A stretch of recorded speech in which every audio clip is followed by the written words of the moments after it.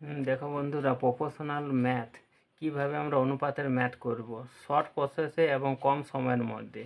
দুজন শ্রমিকের মজুরির অনুপাত 4:3। যদি প্রথম মজুরি 9 টাকা কমানো হয় এবং দ্বিতীয় জনের মজুরি 9 টাকা বাড়ানো হয়, তবে সেক্ষেত্রে তাদের মজুরির অনুপাত পূর্বোক্ত অনুপাতে বিপরীত হয়। তো প্রথম প্রথম শ্রমিকের মজুরি কত?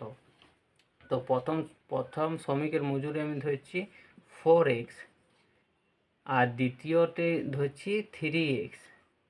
এখন বলেছে যে প্রথমটা 4x থেকে প্রথম মজুরি কমানো হয়, তবে কত -9 কমানো হয়েছে, এবং দ্বিতীয় জনের মজুরি 9 টাকা বাড়ানো হয়, তবে 3x + 9 সমান বলছে পূর্বোক্ত অনুপাত বিপরীত হয়। মানে কত আছে তোমার 4:3 আছে, সেটা হবে 3:4। তো এক সরাসরি গুণ করবো, 4 4 16, 16x - 36 সমান হয়ে যাচ্ছে 9x + 27।